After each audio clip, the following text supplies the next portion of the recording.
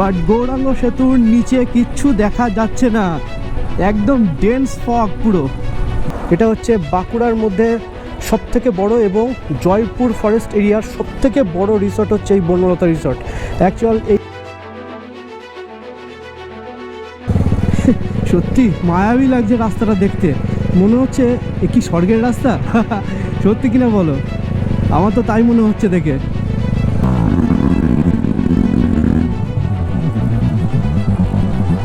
Literally ছমছম করছে গা একেবারে, এত ঘন জঙ্গলের মধ্যে দিয়ে এই সন্ধ্যাবেলায় আমরা যাচ্ছি।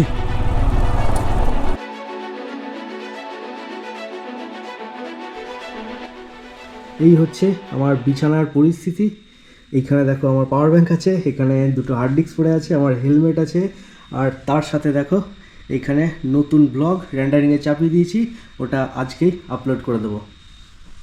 Well, hello viewers, welcome to YouTube channel. I hope you are fit and fine.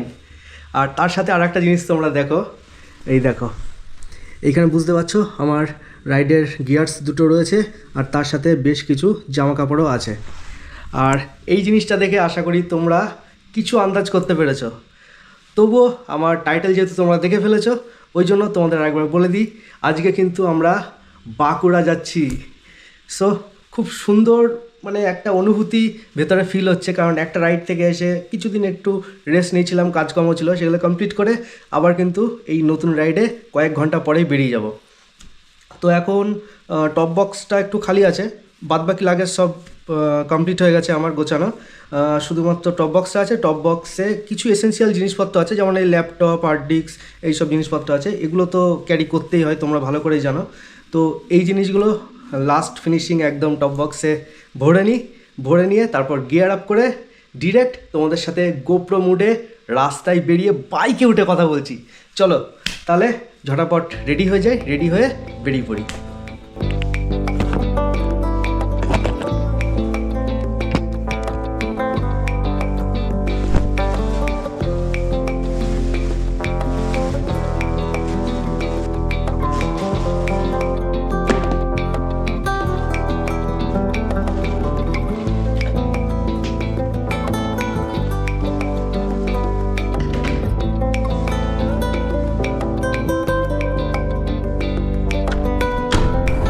এই হচ্ছে আজকের ওয়েদার, দেখতে পাচ্ছ কি লেভেলের কুয়াশা পড়েছে, হিউজ লেভেলের কুয়াশা। আর আমার হিমু এখন ঘড়িতে সময় দেখাচ্ছে ঠিক সকাল 6:20। তো চলো আমরা বেরিয়ে পড়ি আমাদের সুন্দর বাঁকুড়া রাইডের জন্য। আর সামনে থেকে স্বরাজ বেরোবে, স্বরাজকে নিয়ে একসাথে যাব। দেখি স্বরাজ কোথায়। স্বরাজ এখনও বেরোয়নি, স্বরাজ আসুক দেন বেরোনো যাবে। আর বরাবরের মতোই আমার যাত্রাপথের শুরুতেই সামনে ভোলেনাথ রয়েছে। হে ভোলেনাথ, আমরা যেন সবাই সুস্থভাবে সুন্দরভাবে রাইডটা কমপ্লিট করে বাড়ি ফিরে আসতে পারি, এটুকু সর্বদা আশীর্বাদ করো। ফাইনালি স্বরাজও চলে এসছে। এবার টান রাস্তায় বেরিয়ে পড়েছি অভিদার বাড়িতে যাওয়ার জন্য, কারণ অভিদার বাড়ির সামনে দিয়ে আমাদের যেতে হবে নবদ্বীপ রোড হয়ে। তো অভিদার বাড়িতে ঢুকবো, ঢুকে অভিদার সঙ্গে মিট করব, করে সোজা নবদ্বীপ ব্রিজের ওখানে দাঁড়াবো, ওখানে আকাশ আসবে। আর কি লেভেলের কুয়াশাটা পড়েছে তোমরা একবার দেখো, একদম ডেন্স ফগ পুরো একেবারে যাকে বলে, দুর্ধর্ষ। চলো সুন্দরভাবে আজকের এই ট্রিপটা এনজয় করি অ্যান্ড কমপ্লিট করি। আর তোমরা সাথে থাকো, দেখতে থাকো আর সাপোর্ট করতে থাকো। লেফট সাইডে দেখো কীরকম কুয়াশাগুলো উঠছে, দেখো আজকে মনে হচ্ছে তোমাদের কোনো ভিউ দেখাতে পারবো না, জাস্ট কুয়াশার ভাইবটা দিতে যাবো আজকে। আমি তো শুধু ভাবছি এখানে এত কুয়াশা, তাহলে নবদ্বীপের ভেতর দিয়ে গিয়ে কুসুমগ্রাম দিয়ে যখন যাব তখন ওই ফাঁকা জায়গাটায় কেমন লেভেলের কুয়াশা থাকবে। মারাত্মক। চলো দেখা যাক, সবই আমি দেখবো, তোমরাও দেখবে এই আমার ছোট্ট ক্যামেরার মাধ্যমে। কবিতাও চলে এসছে সামনে, বাট রাইট সাইডে কুয়াশাটা তোমরা একবার দেখো, উপরে ভাসছে না, লিটারালি একদম জমির সাথে মিশে একটা লেয়ার বজায় রেখে সেই জায়গা দিয়েই কুয়াশাটা ভাসছে। আর সামনে দুরন্ত গতিতে স্বরাজ চলছে, যার কিনা ফার্স্ট রাইড এটা। অ্যাকচুয়াল আমাদের এই ট্রিপে বেরোনোর কথা ছিল ঠিক সকাল 6টার দিকে, বাট এই ফগের জন্যই আমরা লেট করে অলমোস্ট 7:30 নাগাদ বেরোলাম। মানে অভিদার বাড়িতে এসে অনেকক্ষণ দাঁড়িয়েছি এই ফগের কারণেই। ফাইনালি আমরা চলে আসলাম আমাদের প্রিয় গৌরাঙ্গ সেতু। বাট গৌরাঙ্গ সেতুর নিচে কিচ্ছু দেখা যাচ্ছে না, একদম ডেন্স ফগ, পুরো জাস্ট সাদা হয়ে আছে, পুরো সাদা দুই সাইড, নিচে নদীটা অবধি দেখা যাচ্ছে না, এত সাদা। আর লুকিং গ্লাসেও ফগ জমে গেছে গো। লুকিং গ্লাসে আশা করি তোমরা বুঝতে পারছো, ওই যে পেছনে সূর্যি মামা উঠেছে সুন্দরভাবে। আর আকাশ তো অলরেডি রেগে মনে হয় বোম হয়ে গেছে, কারণ ও অলরেডি 1 ঘন্টা আগে এসে দাঁড়িয়ে আছে।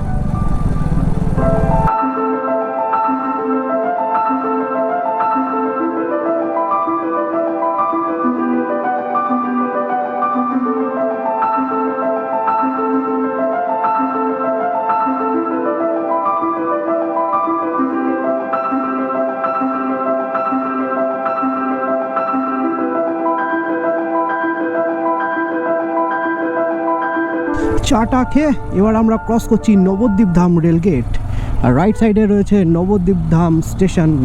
আর এখনো অবধি স্বরাজ বেশ সুন্দর বাইক চালাচ্ছে। যাওয়ার পথে হঠাৎ করে আমার এক বন্ধুর সাথে দেখা। সম্রাট, রাজা দেখবে তোকে আমার ব্লগে। চ বাঁকুড়া যাচ্ছি তো। ও ঠিক আছে, চল আয়, দেখা হচ্ছে গিয়ে। নেচারের এই ভাইবগুলো জাস্ট পাগল করে দেয় আমাদের। আর এই সুন্দর সুন্দর নেচারের ভাইবগুলো নেওয়ার জন্যই কিন্তু আমরা এ প্রান্ত থেকে ও প্রান্ত আমরা দৌড়ে বেড়াই বাইক নিয়ে। আর বরাবরের মতো এরকম সোজা কালো একটা রাস্তা, তার উপর দিয়ে এরকম একটা গোল ছাতার মতো গাছ, মনে হচ্ছে না পুরো রাস্তাটাকে ওই একটা গাছ আগলে রেখেছে, সিরিয়াসলি। এই সাইড থেকে সূর্যের আলোটা পড়ছে, আর সূর্যের আলোটা পড়ার জন্য এই ব্রিজটা কতটা সুন্দর লাগছে দেখো, মারাত্মক লাগছে। বাপরে বাপ, এত বাম্পারের ডিলার নিয়েছে নাকি? তাই মনে হচ্ছে। দেখো লেফট সাইডে এত সুন্দর সূর্যের আলো উঠেছে, আর এত সুন্দর রোড। আর আমাদের আজকের এত সুন্দর ট্রিপটার জন্য একবার তো বলার দরকার, বলো কি বলো তো? Let's eat run, have a fun. তার সাথে কিন্তু এইরকম উঁচু উঁচু লেভেলের বাম্পারগুলো আমরা ক্রস করছি। আর তার সাথে তোমরা অবশ্যই আমাকে একটু সাপোর্ট করো, আমার চ্যানেলটাকে একটু সাপোর্ট করো, আমার চ্যানেলটা সাবস্ক্রাইব করো। তার সাথে আমার ইনস্টা অ্যান্ড ফেসবুক আইডিটা অবশ্যই একবার ফলো করে দিও, তাহলে আমার ট্রিপের সমস্ত লাইভ আপডেটগুলো তোমরা কিন্তু পেতে থাকবে। লেফট সাইডে তাল গাছগুলো দেখো কি অদ্ভুত সুন্দরভাবে মাথা উঁচু করে দাঁড়িয়ে আছে, তাই না? হলো তাল গাছগুলো আমাদের ওইদিকে সত্যি বলতে তাল গাছ দেখতেই পাই না, খুব রেয়ার। বাট এইদিকে আসার পরে বেশ কিছু তাল গাছ কিন্তু চোখে পড়ছে। আর ঠিক এই পয়েন্টটা, মানে এই টানটা নিচ্ছে, আর এই সামনে এই যে বট গাছটা, এই কারণেই এই টানটা আমার খুবই ফেভারিট। মানে যতদিন এই পথে আমি যাতায়াত করেছি, এই বট গাছের গোড়াটা, এই টার্নিংটা আমার খুব পছন্দের। তার কারণ হচ্ছে একেতেই টার্নিং, তার মাথায় ওরকম একটা বড় পুরনো বট গাছ, আর টার্নিংটা নেওয়ার পর এরকম সুন্দর একটা রাস্তা, যার লেফট সাইডে এরকম ধান বোনা হয়েছে, আর রাইট সাইডে দেখো সাদা বকগুলো বসে আছে, আর তার সাথে ধান কেটে ফাঁকা করে দিয়েছে একেবারে। খুব একটা না, তাহলে ওখানে গিয়ে দাঁড়িয়ে কিছু খেয়ে নিই। চলো, এইখানে মিষ্টির দোকান দেখে আমরা 4 জন মিলে দাঁড়িয়ে পড়লাম। এখানে আমাদের বাইকগুলো সব পার্ক করে রেখেছি। এবার এখানে একটু কচুরি বিক্রি হচ্ছে, সো এই কচুরিটা খাবো, মানে ব্রেকফাস্ট করবো এবার আমরা একটু। ভাই কচুরিটা কেমন? বরাবরের মতো আমার খুব ভালো লাগে, কারণ এত সুন্দর ফাঁকা, আবার এরকম উঁচু, আর নিচে বর্ধমান স্টেশন। আমরা এখন যে ব্রিজটার উপর দিয়ে যাচ্ছি, সেই ব্রিজটার তলা দিয়ে যে নদটা বইছে, নদী নয়, যে নদটা বইছে, সেই নদটার নাম আমরা ভূগোলের পাতায় অবশ্যই শুনেছি, সেটা হচ্ছে দামোদর নদ। একদম শুকিয়ে গেছে, একদম মিডিল বরাবর হালকাভাবে বইছে, বাট দুই সাইডে একদম বালির চর, আর কিচ্ছু নেই, পুরো ফাঁকা হয়ে গেছে। ব্রিজের উপরে এই জ্যামটা পেয়ে মানে কি বলবো, জীবন কয়লা হয়ে গেছে একেবারে। কম করে 6 কিলোমিটার টানা একটা ডাম্পারের পেছনে, তারপর ওটাকে ক্রস করলাম, ক্রস করার পর আবার একটা বাসের পেছনে, এই করতে করতে মোটামুটি 15তে গাড়ি চালাতে কিলোমিটার চালালাম, বাপরে। তারপরে গিয়ে এইরকম একটা সুন্দর রোড পেয়েছি, মানে হাফ ছেড়ে বাঁচলাম। সবসময় যে ডবল লেন বা 6 লেন রাস্তা পাবো তার কোনো মানে নেই, মাঝে মাঝে এরকমও পাবো। সেইভাবে আমাকে চালাতে হবে। এইরকম রাস্তায় আসলে তো জোরে চালানো যায় না। এইরকম রাস্তায় এসে দেখো কততে চলছে আমার গাড়ি, 55-60-এ চলছে গাড়ি।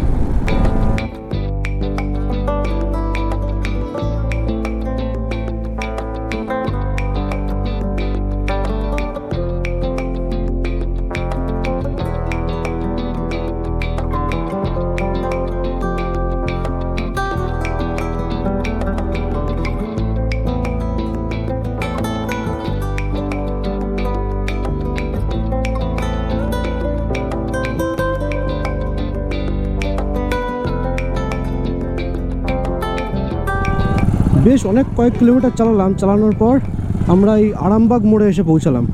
এবার এইখান থেকে আমরা রাইট সাইড নিয়ে নেব।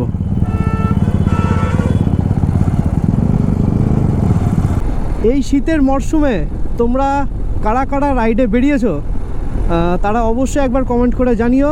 আর যারা এখনও অবধি রাইডে বেরোওনি তাদেরকে বলছি, তারা কিন্তু অবশ্যই তাড়াতাড়ি করে রাইডে সময় করে তোমরা একটু বেরিয়ে পড়ো, কারণ শীতের মরশুম কিন্তু প্রায় শেষের মুখে। এরপর কিন্তু গরম পড়ে যাবে, তখন কিন্তু খুব টাফ ব্যাপার হয়ে যাবে রাইডে বেরোনো। যাদের হাতে একটু সময় আছে এই ঠান্ডা ঠান্ডা ওয়েদার থাকতে তোমরা কিন্তু বেরিয়ে পড়ো, এখনও বলছি। শীতকালে রাইডের মজাই আলাদা। আর এইখানে চিমনি দেখার সাথে সাথে লেফট সাইডে তোমরা ইউক্যালিপটাস গাছের লাইন আপটা দেখো একবার, কি ট্রিমেন্ডাস লাগছে দেখতে লাইন আপটা। ওয়াও, একদম সারিবদ্ধ হয়ে লাইন ধরে দাঁড়িয়ে আছে। বাহ বাহ বাহ, এখানকার এই গাছগুলো বেশ সুন্দর লাগছে। আস্তে আস্তে কিন্তু জঙ্গলের ভাইবটা হালকা করে পেতে শুরু করেছি। বাপ রে বাপ, এত ভাঙাচোরা রাস্তা আর এত বাম্পার থেকে থেকে পাগল হয়ে যাচ্ছি। কিন্তু পাগল হতে হতে তার মাঝখান থেকে আবার যখন এরকম গ্রিনারির বেড দেখতে পাচ্ছি তখন কিন্তু মনটা আবার একদম সুন্দর হয়ে যাচ্ছে। রাইট সাইডে যে বড় রিসর্টটা দেখতে পাচ্ছ, এটা হচ্ছে বনলতা রিসর্ট। এটা হচ্ছে বাঁকুড়ার মধ্যে সবথেকে বড় এবং জয়পুর ফরেস্ট এরিয়ার সবথেকে বড় রিসর্ট হচ্ছে এই বনলতা রিসর্ট। অ্যাকচুয়াল এইখানে আমাদের থাকার খুব ইচ্ছা ছিল, কিন্তু আমরা থাকার জন্য ফোন করেছিলাম কিন্তু বুকিং করতে পারিনি। এখানে ফুল প্যাকড, একটা ঘরও বুকিং করা যায়নি। আর এখানকার সবথেকে বিখ্যাত যে ব্যাপারটা সেটা হচ্ছে এখানকার মাছ, মাংস, ডিম, যাবতীয় যা খাবেন টোটালটা এখানেই চাষ করা হয় আর এখান থেকেই ধরে সেটা রান্না করা হয়। এটা কিন্তু জাস্ট অসাধারণ। কিন্তু দুর্ভাগ্যবশত আমরা পাইনি ঠিকই, কিন্তু নেক্সট টাইম যখন আসবো তখন ট্রাই করব এখানে থাকার এবং তোমাদের সবাইকে দেখানোর যে ভেতরের অ্যাম্বিয়েন্সটা কেমন। ফাইনালি বন্ধুরা শুরু হয়ে গেল কিন্তু এবার এই জয়পুর ফরেস্ট। জাস্ট ম্যাডনেস কাজ করছে নিজের ভেতরে, এত সুন্দর ফরেস্ট, পুরো ডেন্স। দেখো টোটালটা, অন্য কোনো গাছ নেই, জাস্ট শাল গাছ আর শাল গাছ শুধু, বিভৎস বিভৎস। আর এখানে দুজন রাইডার ভাই দাঁড়িয়ে আছে, এরা বেরিয়েছে আজকে হয়তো শর্ট ট্রিপে, কিন্তু দেখার মতো দেখার মতো। একটু স্যাডলিং করে দেখি চলো। হো, কি সুন্দর পাতাগুলো পড়ছে দেখো, শুকনো পাতাগুলো। গাড়িটা চলে যাচ্ছে দেখো, একদম কুচকুচে কালো রাস্তা আর পাতাগুলো পড়ে আছে, গাড়ি যাচ্ছে তো একদম পাতাগুলো কি সুন্দর উড়ে যাচ্ছে। হঠাৎই জয়পুর ফরেস্টের রাস্তা দিয়ে আসছিলাম, আস্তে আস্তে ঠিক বাঁদিকে, মানে মেন রাস্তা থেকে বাঁদিকে একটা সরু এরকম রাস্তা ঢুকছে। আমি দেখলাম ঠিক আছে চলো ভেতরে দেখি না কি আছে। ওই জন্য যে জাস্ট ঢুকেছি, ঢোকার সাথে সাথে দেখছি ঠিক এই রকম একটা অ্যাম্বিয়েন্স। ভাবতে পারছো কি অবিশ্বাস্য সুন্দর লাগছে, একদম পিসফুল এরিয়া। ওফ, আর এইখানে দাঁড়িয়েই কিন্তু ফটোশ্যুট করা শুরু করে দিয়েছে আমাদের স্পেশাল অভিদা।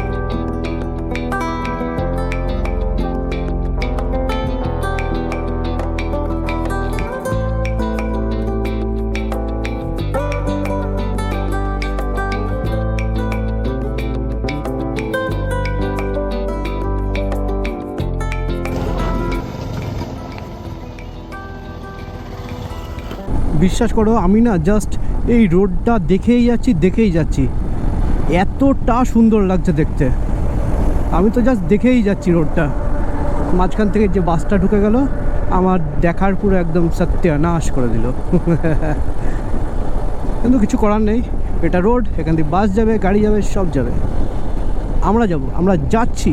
অ্যাকচুয়াল এই রাস্তা দিয়ে জোরে চালানোর কোনো মানেই হয় না, কারণ জোরে চালালে পরেই পুরো এই অ্যাম্বিয়েন্সটা মিস হয়ে যাবে। দেখো কতটা সুন্দর লাগছে, রাস্তায় ঠিকমতো আলোটা পড়ছে না, সূর্য আলোটা পুরো গাছের ওপরে এসে পড়ছে, যার কারণে রাইট সাইডের গাছের উপরগুলো দেখো পাতাগুলো মনে হচ্ছে সোনার পাতা, এত বিউটি লাগছে দেখতে। দুই সাইডে দুই মক্কেল, দেখো বা সাইডে অভিধা, রাইট সাইডে আকাশ, আর মিডিলে তোমাদের প্রিয় গ্রিন বিস্ট। আর আমাদের এখান থেকে ক্যাম্প হচ্ছে 8 কিলোমিটার বাকি। আর লেফট সাইডে দেখো একটা নতুন রিসর্ট তৈরি হচ্ছে, রিসর্টটার নাম হচ্ছে অঙ্কুশ রিসর্ট। বিভৎস বড় করছে রিসর্টটা।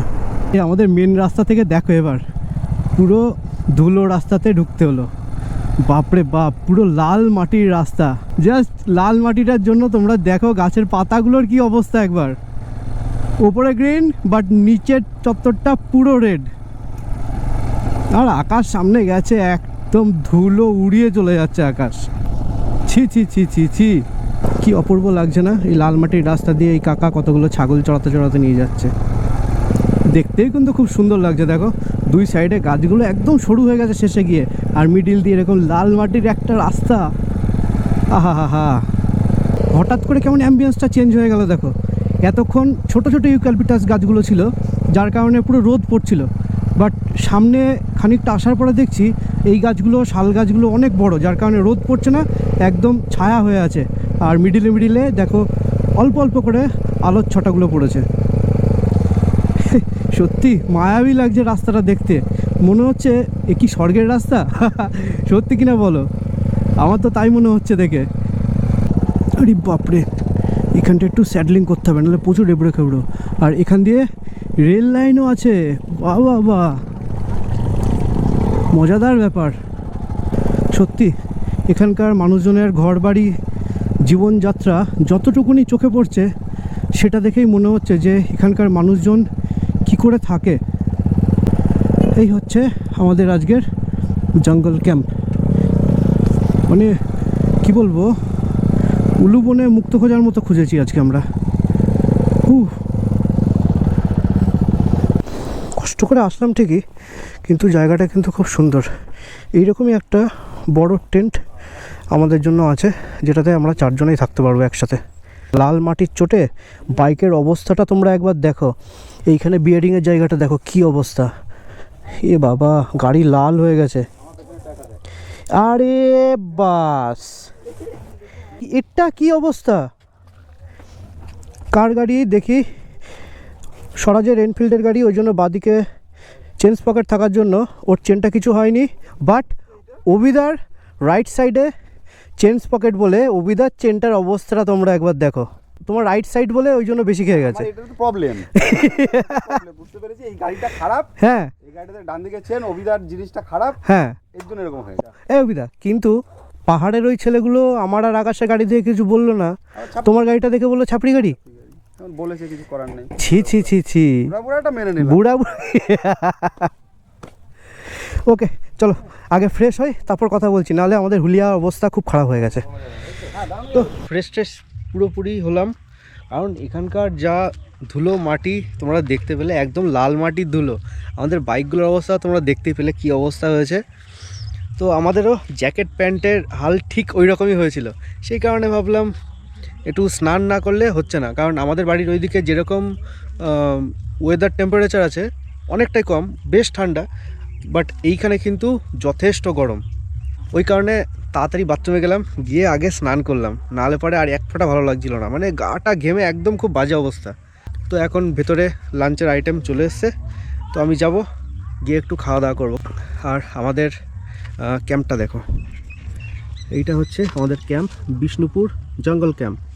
আর এইখানে এই যে নাম্বারটা দেওয়া আছে, তোমরা কিন্তু এই নাম্বারটায় কল করে বুকিং করে এখানে চলে আসতে পারো। আর যদিও আমি আমার ডেসক্রিপশন বক্সে এই নাম্বারটা দিয়ে দেবো, তোমরা আসতে চাইলে সেখান থেকেও ডিরেক্ট ফোন করে চলে আসতে পারো। তো যাই, এখন লাঞ্চের টেবিল পুরো সাজিয়ে দিয়েছে। যাই একটু লাঞ্চ করি, তোমাদেরকেও দেখাচ্ছি কি খাবো। লাঞ্চের টেবিলে কী কী এসছে দেখো একবার। এখানে কাতলা মাছের কারি দিয়ে দিয়েছে, তার সাথে ডাল দিয়েছে, সাদা ভাত আছে, আলু পোস্ত আছে, আর এখানে একটু স্যালাড আছে। বাঁধাকপি তরকারি ছিল। মানে আমি আস্তে আস্তে ওরা সব খেয়ে নিয়েছে, আমার জন্য কোনো ওয়েট করেনি ওরা। তো যাই হোক, যেহেতু সেই সকালে 3টে পুরি খেয়েছি আর কিছু খাইনি, খিদেটা নেক্সট লেভেলে পেয়ে গেছে। এবার খাবো, খেয়ে দিয়ে একটু ঘুম দিতে হবে, রেস্ট নিতে হবে। খেয়ে নি তাড়াতাড়ি। দেবো শোন, তুই নে। আমি নেবো।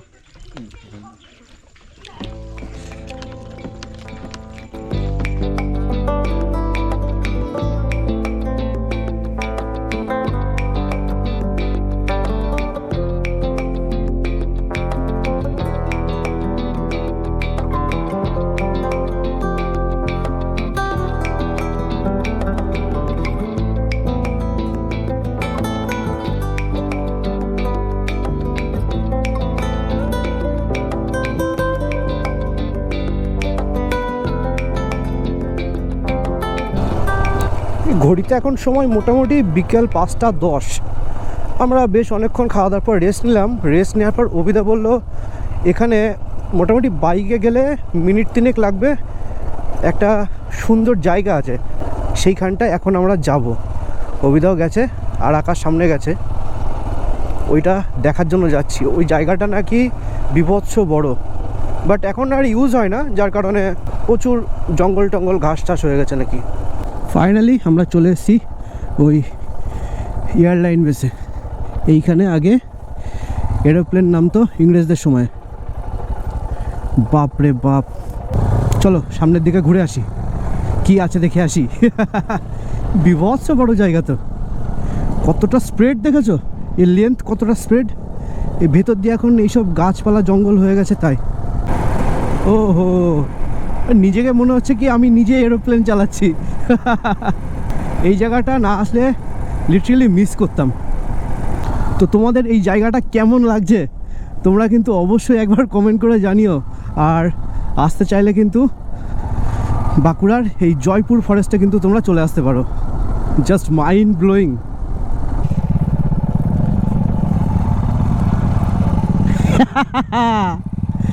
লিটারালি আমরা বাইক নিয়ে খেলা করছি।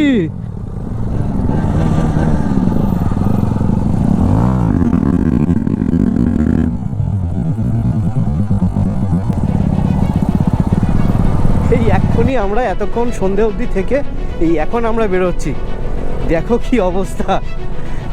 তবে এই রানওয়েটার একটা হিস্ট্রি আছে, সেটা হচ্ছে 1942 সালে যখন দ্বিতীয় বিশ্বযুদ্ধ হয়েছিল, তখন ইউএসএ মানে আমেরিকা এখানে প্লেনে করে বোম লোড করে সব নিয়ে যাওয়া হতো, সেই কারণে এই রানওয়েটা বানানো হয়েছিল। বাপরে বাপ, কি ভয়ঙ্কর জঙ্গল, লিটারালি ভয় লাগছে।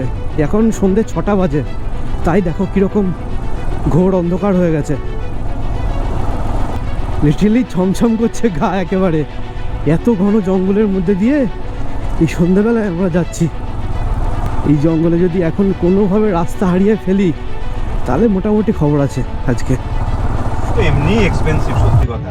আমরা এখন ক্যাম্পের মধ্যে বসে আছি, এই দেখো 4 জন মিলে ক্যাম্পের মধ্যে বসে আছি, এই দেখো সবাই বসে আছি। আর আমাদের সন্ধ্যেবেলা স্ন্যাক্স চলে এসছে।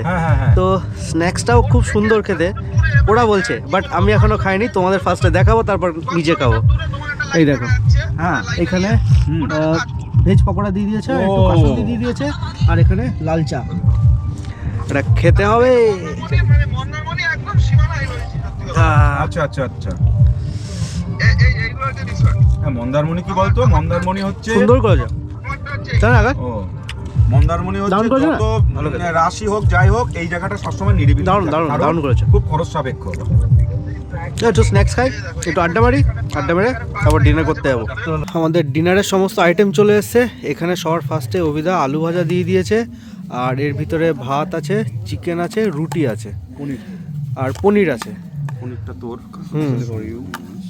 ঠিক আছে, এখানে ডাল দিয়েছে আর এখানটা পনির আছে, এই যে পনির করে দিয়েছে আমার জন্য।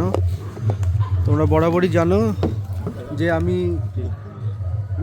শনিবার দিন একটু নিরামিষ খাই, সেই কারণে আমার জন্য একটু পনির করেছে। আর এখানে আকাশ ভাই ভাত সার্ভ করছে আমাদেরকে। অবিদা আর স্বরাজের দুজনের হচ্ছে রুটি আর চিকেন, আর আমার আর আকাশের ভাত, আর আমার তো ডাল আছে নিরামিষ, আর আকাশ চিকেন দিয়ে খাচ্ছে। তাহলে রুটি দিয়েছে জলদি জলদি খাওয়া দাওয়া করে নিই, খাওয়া দাওয়া করে নিয়ে তারপর রুমে যাই, রুমে গিয়ে ঘুমিয়ে পড়তে হবে। এইমাত্র ডিনারটা কমপ্লিট করলাম, কমপ্লিট করে এবার কিন্তু টায়ার্ডনেসটা আরও বেড়ে গেছে। আর আজকে তো বুঝতেই পারছো সারাদিন যে পরিমাণে আমরা ঘোরাঘুরি করেছি, টায়ার্ডনেস পাওয়ারই কথা। আই হোপ তোমাদের এই ভিডিওটা ভালো লাগবে, ভালো লাগলে অবশ্যই একবার লাইক করো, কমেন্ট করো, শেয়ার করার প্রচুর পরিমাণে সাবস্ক্রাইব করো। তার সাথে কিন্তু আমার ইনস্টাগ্রাম অ্যান্ড ফেসবুক পেজটা অবশ্যই ফলো করে দিও, তাহলে কিন্তু আমার রাইডের সমস্ত আপডেট কিন্তু তোমরা পেতে থাকবে। তাহলে এই ভিডিওটা আজকে এখানে এন্ড করছি, আবার দেখা হচ্ছে তোমাদের সঙ্গে নেক্সট মর্নিংয়ে, মানে নেক্সট এপিসোডে। ততক্ষণ অবধি till then stay safe, stay healthy, by.